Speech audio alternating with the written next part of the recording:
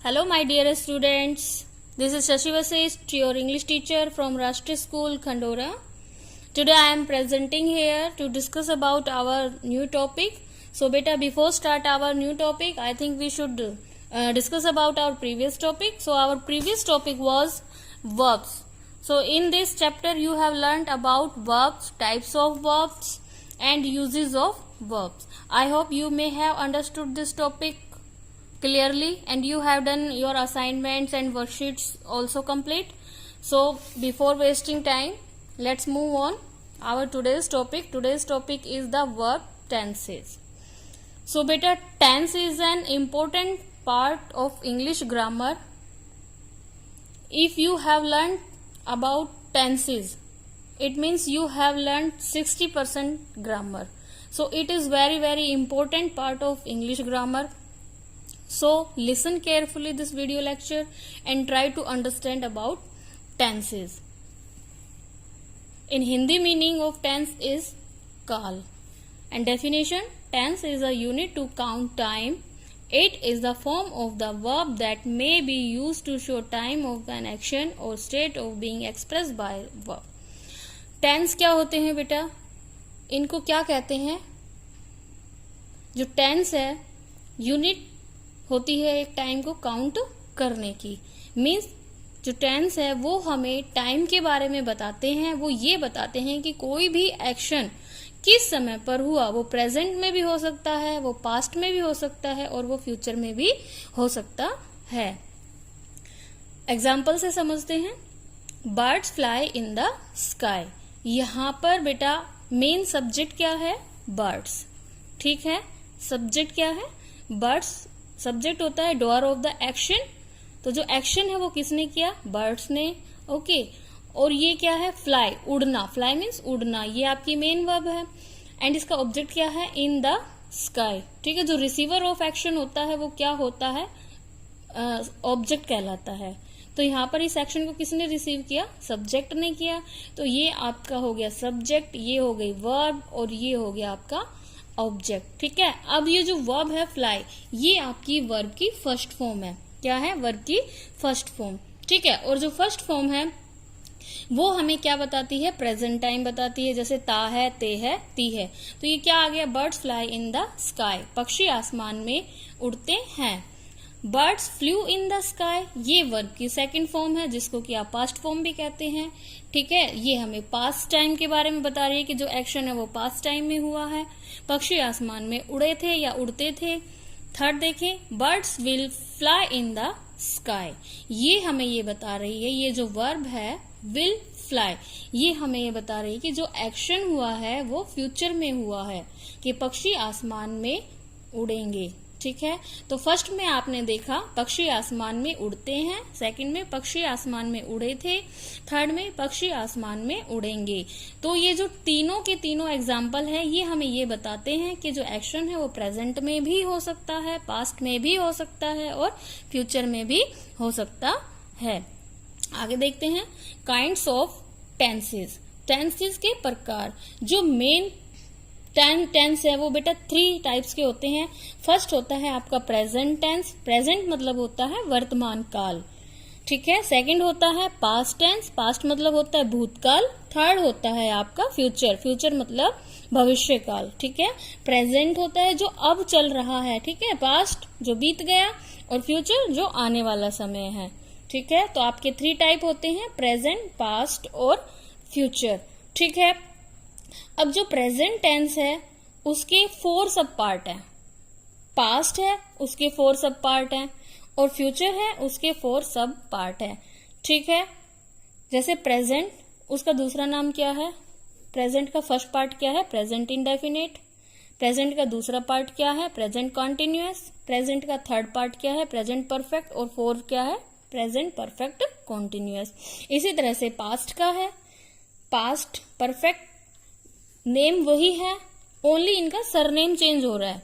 जैसे present indefinite, present continuous, present perfect continuous. ऐसे ही past indefinite, past continuous, past perfect continuous.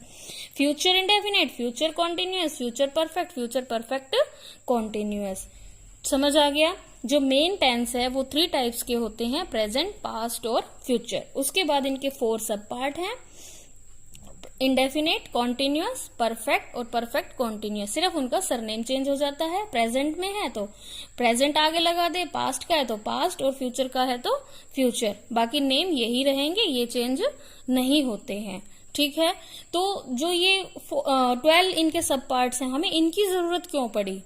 ठीक है, जैसे प्रेजेंट था, पास्ट था, फ्यूचर था, हमें इनके और सब पार्ट्स की जरूरत क्यों पड़ी?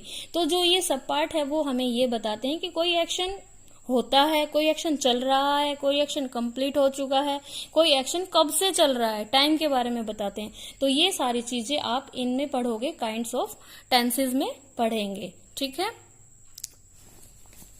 नेक्स्ट बेटा आपका आज हम करेंगे टेंस का जो फर्स्ट पार्ट है, सिंपल जो प्रेजेंट टेंस है, प्रेजेंट टेंस का फर्स्ट पार्ट है प्रेजेंट इंडेफिनिट टेंस, और इसको हम दूसरे नाम से भी पुकारते हैं सिंपल प्रेजेंट टेंस। ठीक है, so this tense is used to express habitual action in present time, routine work, universal truth and imperative sentences.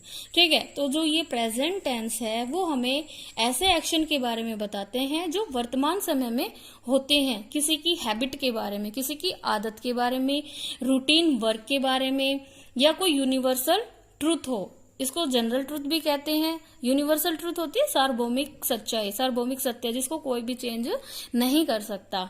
ठीक है, और इंपेरेटिव सेंटेंस आपको पता ही है, इंपेरेटिव सेंटेंस किसी को ऑर्डर देना हो, कमांड देनी हो या रिक्वेस्ट करनी हो, जो कि फर्स्ट फॉर्म से स्टार्ट होते हैं।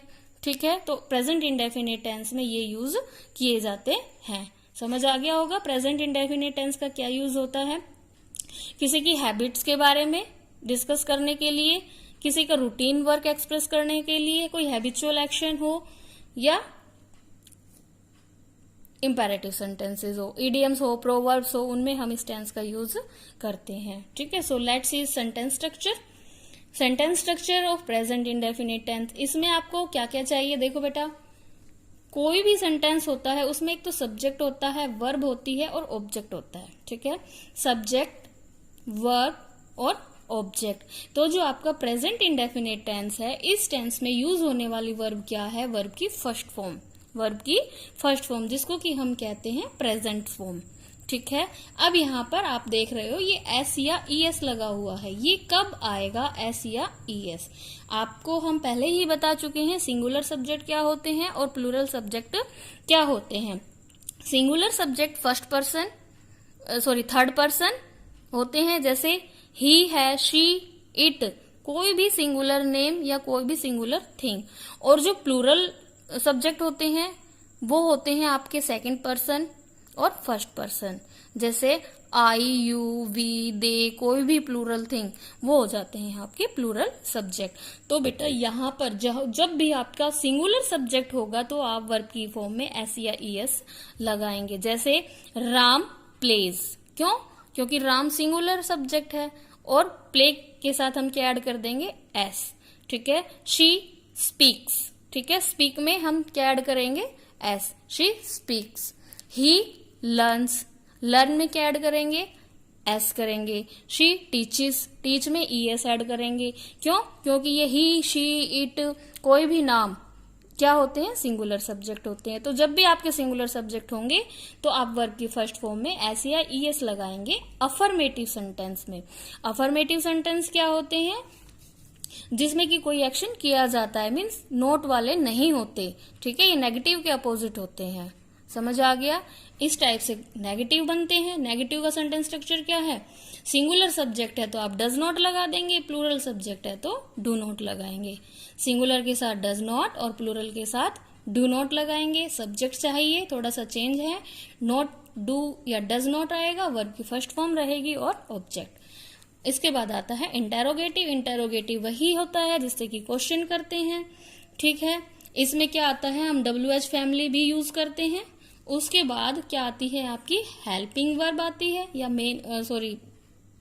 हेल्पिंग वर्ब हो जाएंगे। उसके बाद फिर सब्जेक्ट आएगा, फिर वर्ब आएगी और फिर ऑब्जेक्ट, और क्वेश्चन मार्क जरूर लगाएं। ठीक है, तो जो सेंटेंस स्ट्रक्चर है वो अफर्मेटिव, नेगेटिव और इंटेरोगेटिव। ठीक है, अफर्मेटिव में एक्शन किया जाता है, नेगेटिव में एक्शन नहीं होता, और इंटेरोगेटिव में क्वेश्चन किए जाते हैं। क्वेश्चन करने के लिए आप WH फैमिली का भी यूज करते हो या डायरेक्ट फिर आप हेल्पिंग वर्ब से भी क्वेश्चन कर सकते हैं। ठीक है, अब एक बार फिर से समझ लें। सब्जेक्ट वर्ब की फर्स्ट फॉर्म, अगर सब्जेक्ट सिंगुलर है तो उसमें एस या ईएस ऐड हो जाएगा और फिर ऑब्जेक्ट आ जाएगा। नेगेटिव में क्या होगा, सब्जेक्ट आएगा, सिंगुलर सब्जेक्ट के साथ डज नॉट आएगा, प्लूरल सब्जेक्ट के साथ डू नॉट आएगा, वर्ब की फर्स्ट फॉर्म और ऑब्जेक्ट आएगा। इंटरोगेटिव में क्या होगा, आप WH फैमिली से भी कई बार हम क्वेश्चन करते हैं जब हमें पूरा रिप्लाई करना होता है। जैसे व्हाट डज शी कुक, वह क्या पकाती है, तो वहां पर हमें क्या होगा, बताना पड़ेगा कि वह क्या पकाती है। शी कुक्स राइस, जो कुछ भी है, ठीक है। और अगर मैं ये कहती हूँ डज शी कुक राइस, तो वहां पर हमें यस या नो में जवाब देना होता है। तो जब हम यस या नो में जवाब देते हैं तो हमें हेल्पिंग वर्ब से क्वेश्चन करना होता है, और अगर जब वो जवाब में कुछ और बोलना होता है तो वो WH फैमिली का यूज करके हम करते हैं। ठीक है, उसके बाद आपके कुछ सिग्नल वर्ड्स होते हैं जो आपकी हेल्प करते हैं। कहीं पर भी आ जाए always, daily, often, sometimes, usually, normally and seldom. ठीक है, तो आप कौन से टेंस का यूज करेंगे, प्रेजेंट इंडेफिनेट टेंस का यूज करेंगे। ठीक है, तो प्रेजेंट इंडेफिनेट टेंस की जो मेन वर्ब होती है वो है आपकी वर्ब की फर्स्ट फॉर्म, और उसके जो हेल्पिंग वर्ब है वो है डू और डस। ठीक है, सिंगुलर सब्जेक्ट के साथ क्या होगा, वर्ब की फर्स्ट फॉर्म में हम एस या ईएस ऐड कर देते हैं, और प्लूरल है तो वर्ब की फर्स्ट फॉर्म ही रहेगी। जब हम सिंगुलर से नेगेटिव बनाते हैं तो डज के साथ क्या लगा देंगे हम, नोट। ठीक है, और प्लूरल के साथ जब हम नेगेटिव सेंटेंस बनाते हैं तो डू के साथ क्या आ जाएगा, नोट। और जब हम इंटेरोगेटिव बनाएंगे तो सिंगुलर के साथ डज और प्लूरल के साथ डू हेल्पिंग वर्ब से इंटेरोगेटिव सेंटेंस बनाएंगे। ठीक है, आगे देखें, कुछ एग्जाम्पल देखकर हम इसको समझते हैं। जैसे आपका आता है she comes to school daily. ठीक है, तो ये क्या है, जब ये डेली आ गया ये, ठीक है, ये हैबिट बता रहा है कि वो क्या करती है, हमेशा स्कूल आती है। क्या करती है, हमेशा स्कूल आती है, उसका जो स्कूल आना है वो बार बार होता है। ठीक है, अब जो ये कम्स है वर्ब की फर्स्ट फॉर्म में, हमने इसमें क्या लगाया हुआ है, एस लगाया हुआ है। क्यों लगाया, क्योंकि जो शी था आपका सिंगुलर सब्जेक्ट था, तो जब शी सिंगुलर सब्जेक्ट होता है तो वर्ब की फर्स्ट फॉर्म में हम एस या ईएस ऐड करते हैं। ठीक है, दूसरा है my friend always speaks the truth. ठीक है, सब्जेक्ट आपका क्या है, माई फ्रेंड, सिंगुलर है, एक ही दोस्त के बारे में हम बात कर रहे हैं। ठीक है, आगे वर्ब क्या है आपकी, स्पीक। स्पीक में देखो एस लगाया हुआ, क्यों आया ये एस, क्योंकि आपका जो सब्जेक्ट है वो सिंगुलर है, इसलिए हमने वर्ब की फॉर्म में क्या लगा दिया, एस लगा दिया। ठीक है, rain falls from the cloud, ये आपका क्या है, यूनिवर्सल ट्रूथ है। यूनिवर्सल ट्रूथ क्या होता है, जिसको कोई भी चेंज नहीं कर सकता है, जो सत्य है। जैसे बारिश आपको देखा है बादलों से ही होती है, ये तो नहीं है कि जमीन से ऊपर जाएगी बारिश, नहीं, बारिश हमेशा बादलों से धरती पर गिरती है। तो rain falls from the cloud. ठीक है, ये यूनिवर्सल ट्रूथ है। जहां भी इस टाइप से यूनिवर्सल ट्रूथ आएंगे वहां पर प्रेजेंट टेंस का यूज करेंगे। ठीक है, जो रेन है ये अनकाउंटेबल नाउन है, अनकाउंटेबल नाउन को हम हमेशा सिंगुलर सब्जेक्ट ही मानते हैं। तो यहाँ पर आपकी जो वर्ब थी बेटा वो थी फॉल। ठीक है, अब सिंगुलर सब्जेक्ट था तो हमने यहाँ पे क्या लगाया था, एस लगाया। ठीक है, आगे देखें, water boils at 100 degree Celsius. जो वाटर होता है ये क्या है, अनकाउंटेबल नाउन है। मैंने बताया है अनकाउंटेबल नाउन को हम किस में मानते हैं, सिंगुलर सब्जेक्ट में। तो फॉर्म आपकी थी बॉयल। ठीक है, बॉयल में इसलिए हमने क्या कर दिया, एस ऐड। क्यों किया, क्योंकि जो वाटर है वो सिंगुलर सब्जेक्ट है, और ये क्या है, ये साइंटिफिकल ट्रूथ है, इसको भी कोई चेंज नहीं कर सकता कि जो वाटर है, जो पानी है वो 100 डिग्री सेल्सियस पे ही उबलता है, उसको हम 0 डिग्री पे नहीं उबाल सकते, इसको हम कोई भी चेंज नहीं कर सकते। आगे ओबे योर एल्डर्स, ये आपका इंपेरेटिव सेंटेंस हो गया। Open the door, shut the door, bring me a glass of water, इस टाइप से। आगे देखिए 2 and 2 make 4, ये आपका मैथमेटिकल ट्रूथ है। ये सच है कि 2 और 2 4 बनते हैं, इसको कभी भी कोई चेंज नहीं कर सकता। आगे देखिए the sun rises from the east direction, जो सन है वो कहाँ से राइज होता है, कहाँ से उगता है, ईस्ट डायरेक्शन से उगता है, पूरब से उगता है तो वो पूरब से ही उगेगा, उसको कोई भी चेंज नहीं कर सकता है। तो जो सन था आपका क्या था, सिंगुलर सब्जेक्ट था, इसलिए हमने राइज में क्या लगाया, एस लगाया। क्या लगाया, एस लगाया। ठीक है, जैसे मैं यहाँ पर एक प्लूरल का भी लिख देती हूँ, सारे सिंगुलर के ही हो गए। They play football on Sundays. ठीक है, अब यहाँ पर देखो बेटा, ये सब्जेक्ट आपका क्या था, प्लूरल सब्जेक्ट था ना, प्लूरल सब्जेक्ट। तो यहाँ पर वर्ब की जो फर्स्ट फॉर्म थी तो फर्स्ट फॉर्म ही आई है, उसमें कोई भी चेंजमेंट नहीं हुआ है। ठीक है, तो समझ आ गया होगा आपको। एक बार दोबारा से देख लो, प्रेजेंट इंडेफिनिट टेंस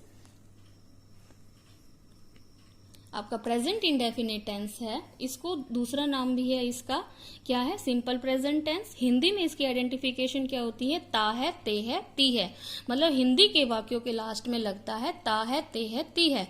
जैसे राम स्कूल जाता है, पक्षी आसमान में उड़ते हैं, सूर्य पूरब से निकलता है। तो आपने देखा सभी सेंटेंस के लास्ट में क्या आ रहा है, ता है, ते है, ती है। ठीक है, और जो ये टेंस है कहाँ पर यूज किया जाता है, प्रेजेंट की कोई हैबिट बताने के लिए, कोई भी रूटीन वर्क बताने के लिए। रूटीन वर्क क्या होते हैं, मतलब कि हमारा स्कूल 8 बजे स्टार्ट होता है और 2 बजे ओवर हो जाता है।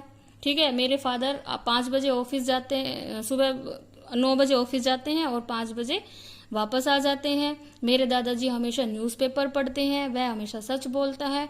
तो इस टाइप के क्या होते हैं, ये हैबिट होती है और रूटीन वर्क होते हैं।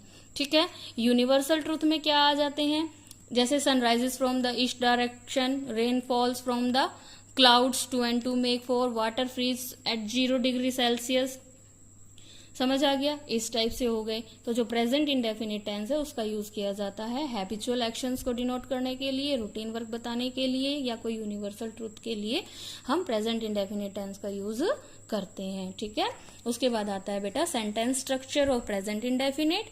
इसमें 3 तरह के होंगे, affirmative sentence, negative sentence and interrogative sentence. ठीक है, अफर्मेटिव में एक्शन किया जाता है, नेगेटिव में एक्शन नहीं होता है और इंटरोगेटिव में क्वेश्चन पुटअप किए जाते हैं।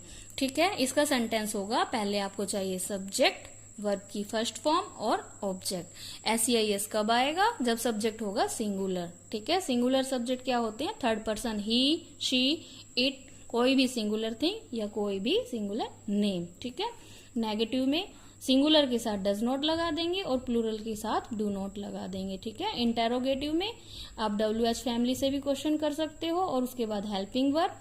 ठीक है, सिंगुलर है तो डज हेल्पिंग वर्ब आएगा, प्लूरल है तो डू हेल्पिंग वर्ब आएगा, उसके बाद फिर सब्जेक्ट आएगा, फिर वर्ब की फर्स्ट फॉर्म, फिर ऑब्जेक्ट आएगा। ठीक है, इसमें एक बात ध्यान रखना है बेटा, कहीं जब भी आप क्वेश्चन करते हो या नेगेटिव सेंटेंस बनाते हो, ये रूल है, कहीं भी आ जाए डू, डज या डिड, तो उसके साथ हमेशा हम वर्ब की फर्स्ट फॉर्म ही लगाते हैं, उसमें SEIS नहीं लगता है। ठीक है, सिग्नल वर्ड है, ये आपकी हेल्प करेंगे। जहां भी आप देखेंगे ऑलवेज, ऑलवेज का यूज किया जाता है प्रेजेंट की हैबिट बताने के लिए। डेली, कोई भी वर्ब जब बार बार रिपीट होता है। ऑफन, कभी कभार, समटाइम्स, कभी कभी, यूजुअली, नॉर्मली, सेल्डम। ठीक है, तो ये क्या है, इनको प्रेजेंट इंडेफिनिट टेंस में इनका यूज होता है। ठीक है, एग्जाम्पल हम बता चुके हैं। I hope you may have understood about tense and present indefinite tense. So in this video you have learned a lot of things. So better do your worksheet complete and assignment also. Thank you very much.